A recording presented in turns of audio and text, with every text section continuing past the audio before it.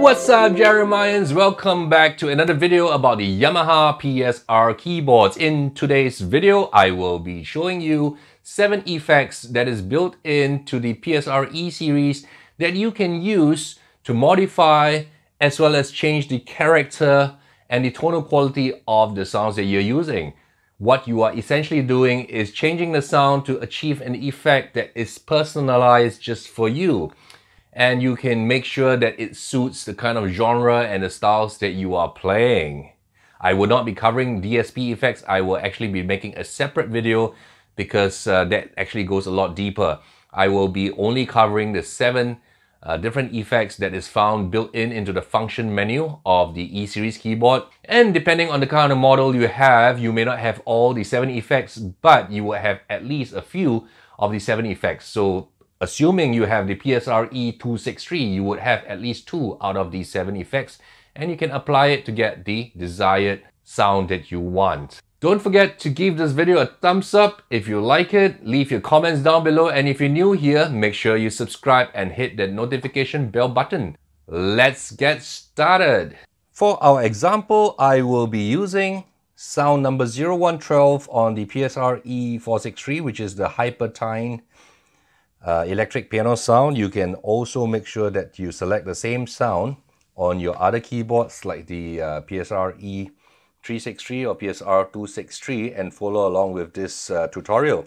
So when you first select the sound, Yamaha would program it with a default effects that they think sound best with this sound. And I'm going to play it for you.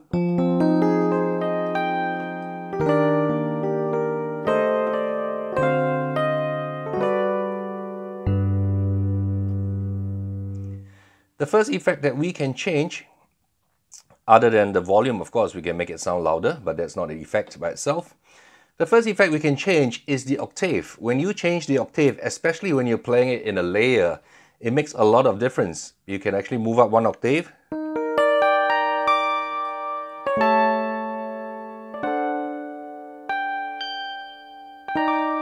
You can actually hear it's sharper and a lot brighter.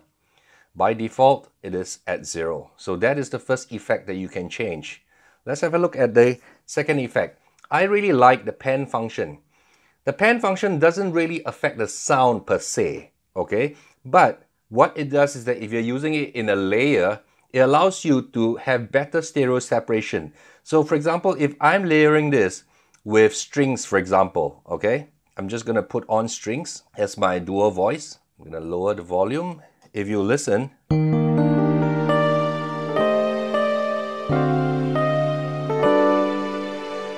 you can actually hear that both sounds are mixed together in the central stereo imagery.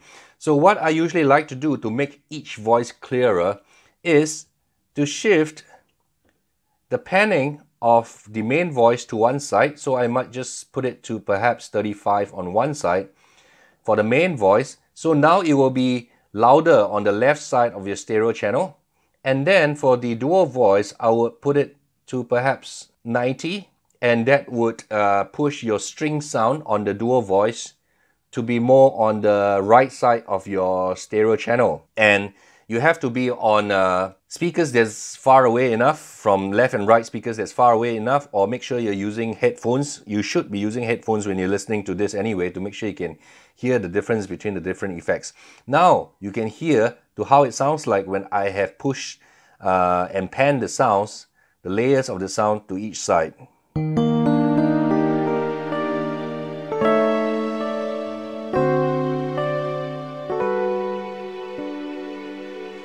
So if you listen to your headphones, you will realize that the strings is more dominant on your right side of your headphones and the electric piano sound is louder on your left side. So that allows you to make the sounds less muddy even though you have layered them. Now I'm going to let you listen to the comparison, right? This is when the sounds are not panned. That means they are all dead center in the stereo spectrum.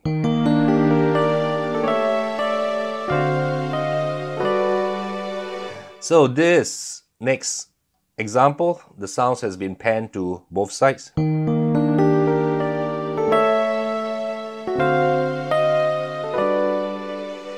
You can hear that the strings is louder on the right side of your headphones, and the electric piano is louder on the left side, and it's much clearer this way. So other than the panning, let's go back to defaults. You want to apply reverb accordingly, because reverb is how spacious you want the sound to sound. So let me play a bit of to let you hear the difference. This is with zero reverb. You will get a very dry sound.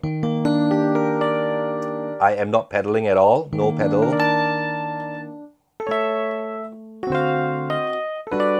You can hear that it's a very dry sound compared to a reverb. It makes it sound like you are in a very big room and in a big stadium. So you want to apply a little bit of it, not too much, and it sounds very artificial. So depending on the kind of songs that you want to play, if you're playing a slow song, usually you want to put a bit more reverb. If you're playing a fast song, you want to put less of it.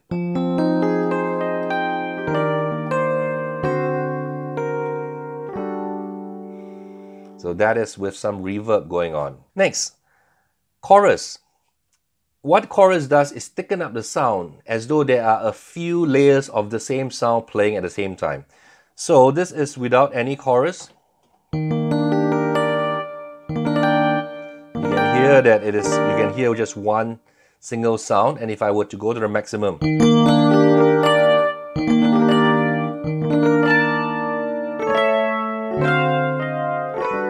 the sound is actually thicker. By default, Yamaha has programmed 20 in the chorus. I like to use perhaps about 45 for this.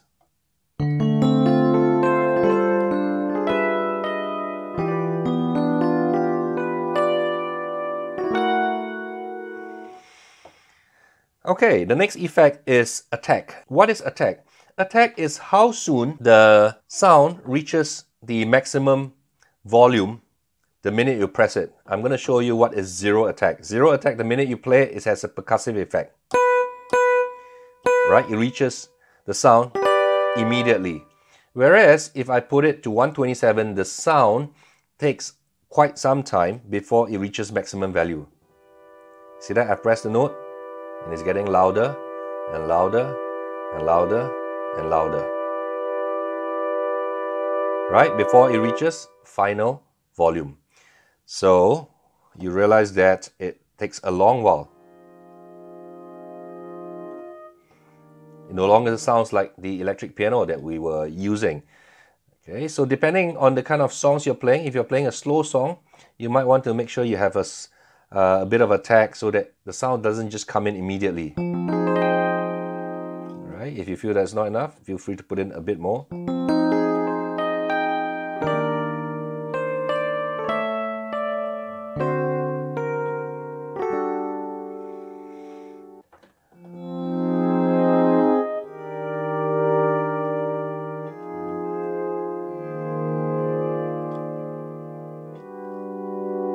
That's with attack and 90.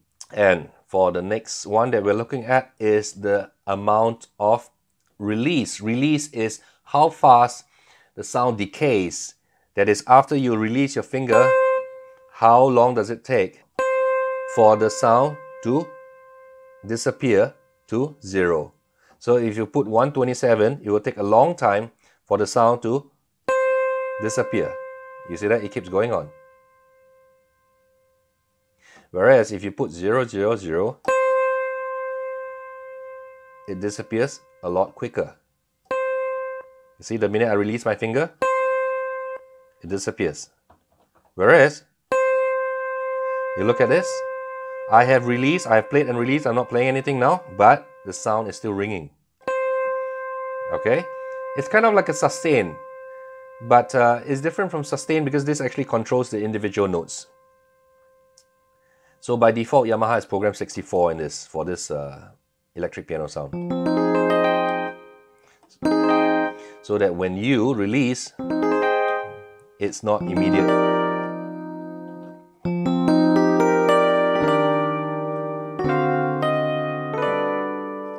See? You can hear a bit of ringing in there. Okay, next is the cutoff. What is cutoff? Cutoff is if you put a lower number the brighter sounds, the brighter frequencies of this sound is removed. You can hear that we are at the same electric piano sound. Can you hear it's a very muted sound now? Very wooden muted sound because all the high frequency has been removed.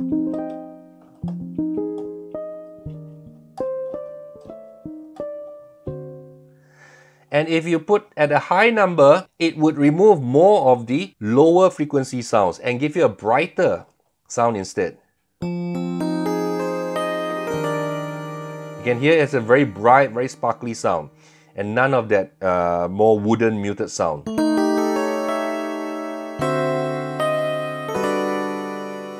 So you would then adjust the right kind of sound you want to use.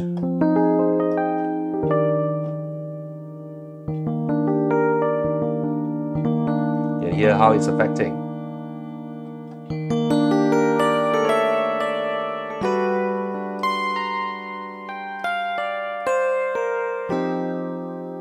Next is the resonance, how much it is ringing. This is different from reverb. Reverb is trying to create a spaciousness, but this is letting you determine how much of the sample should be ringing after you release your keys. You can hear that? It's a bit of a wah-wah flanger kind of effect as well.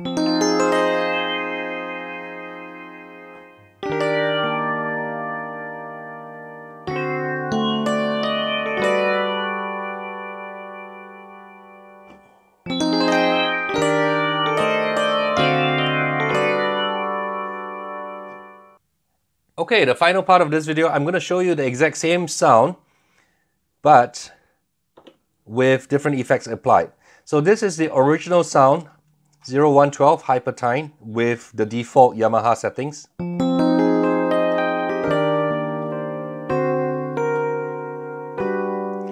So this is a very common sound because anybody who buys this keyboard has the same sound. So what I've done is created another sound. This is more for quick songs, faster songs with a more percussive effect.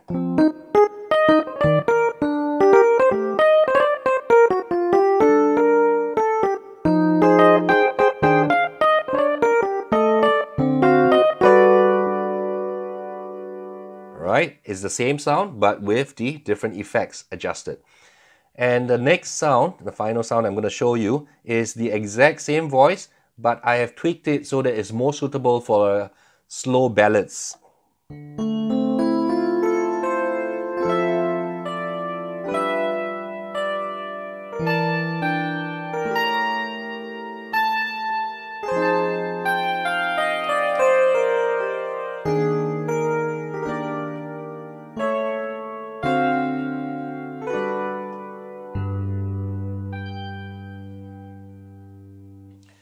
I hope you guys like this video. Make sure you give it a thumbs up, leave your comments, and subscribe if you're new here. Till the next time, bye-bye.